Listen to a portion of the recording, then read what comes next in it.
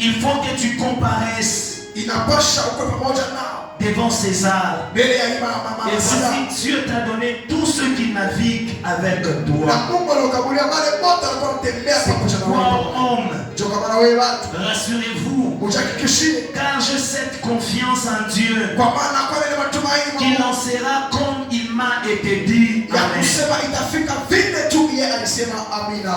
Vous pouvez aussi lire Jonas chapitre 1er.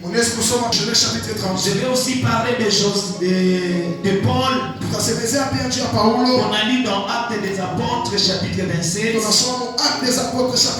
Et de Jonas, celui que vous allez lire dans les livres qui portent son nom. Et mon petit thème de ce matin, je l'ai intitulé comme suit. Rachel, Jonas, Paul, un portrait d'une succession de circonstances malheureuses. Rachel, Jonas, Paul, un portrait d'une succession d'événements malheureux.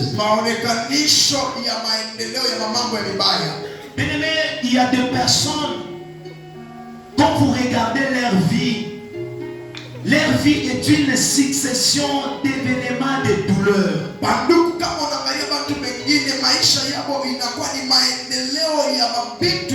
Lorsque vous regardez tout ce qui les arrive,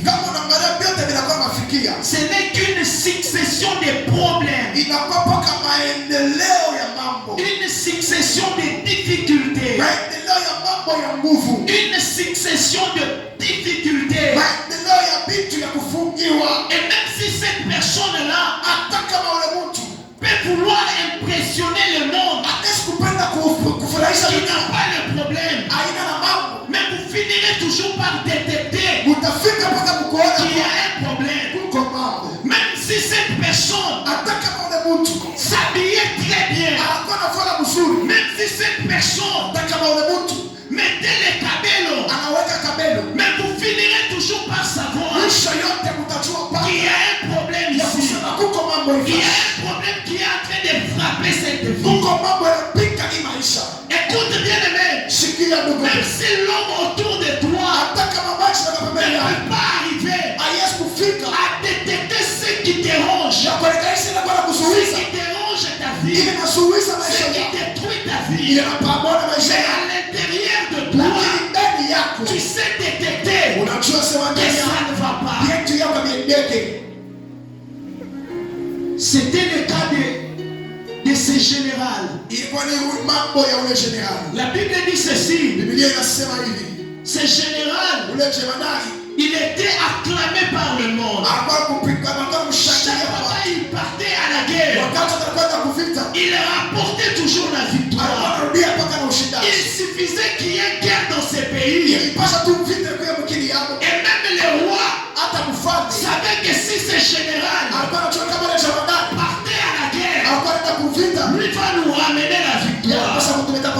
Et chaque fois qu'il rentrait, toute la ville était dans la joie. Toute la ville était contente. Mais quand il rentrait dans sa maison, lorsqu'il enlevait ses vêtements, lorsqu'il enlevait la tenue, la Bible dit ceci, qu'il avait la lèpre. Il y a beaucoup de gens, malgré la tenue qu'ils portent, ils ont la lèpre à l'intérieur. Alléluia. Les circonstances malheureuses, lorsque vous lisez dans la Bible, il y a des versets, il y a des versions de la Bible.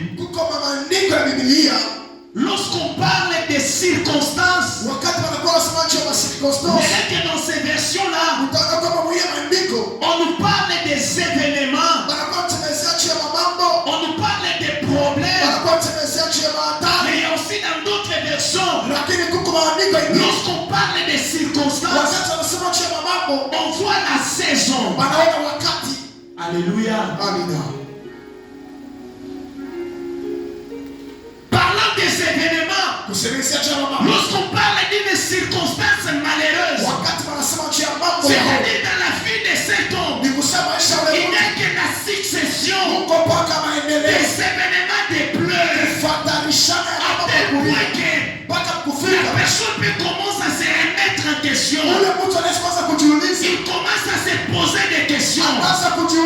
Est-ce que réellement je suis un enfant de Dieu?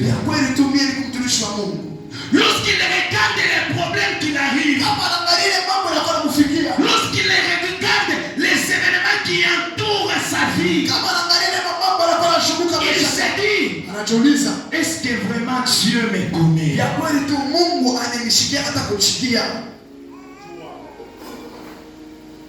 Il y a des saisons qui arrivent. Ce n'est que saison de difficultés. Ce n'est que saison de problèmes. Tu quittes ces problèmes, un autre problème arrive. Les enfants sont malades.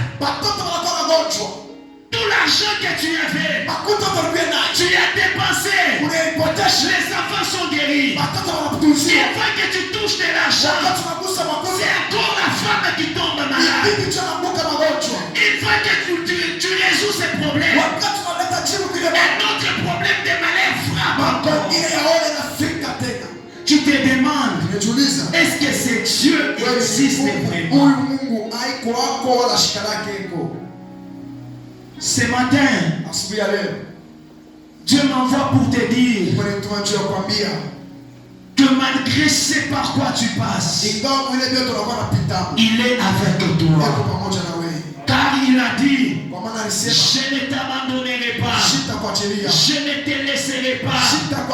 Il a dit ceci, si une femme qui allait veut oublier son enfant, mais moi Dieu, je ne vous oublierai jamais, je ne vous abandonnerai jamais. J'aimerais que tu saches une chose, j'aimerais que tu comprennes une chose, les circonstances sont aussi les moyens, les voies par lesquelles la Bible dit ceci, qu'il a traversé, qu'il est passé par des moments très compliqués, le moment où il pouvait se poser la question, pourquoi mes frères me font ça?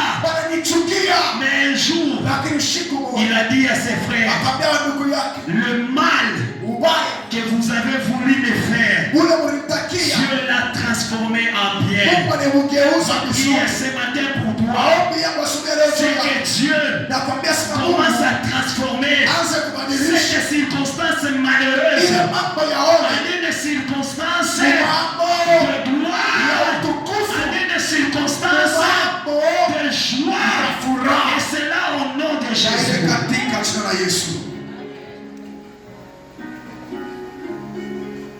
Le mauvaise circonstance. Qu'est-ce qui appelle les mauvaises circonstances? Partant de ces trois personnes que nous avons lues, j'ai compris que la mauvaise circonstance peut venir à cause de la tradition, à cause de la coutume, à cause de ce qui se fait toujours. Vous êtes né dans une famille où il y a une tradition, où il y a des coutumes. Et ces coutumes-là, ces traditions-là peuvent faire en sorte que les mauvaises choses, les mauvaises circonstances soient votre ami de tous les temps. Vous allez comprendre ça lorsque nous allons parler de la vie de Rachel. Les mauvaises circonstances peuvent aussi nous arriver parce que seulement nous avons accepté servir Dieu. La plupart des disciples, les circonstances dans lesquelles ils sont morts n'étaient pas des bonnes circonstances.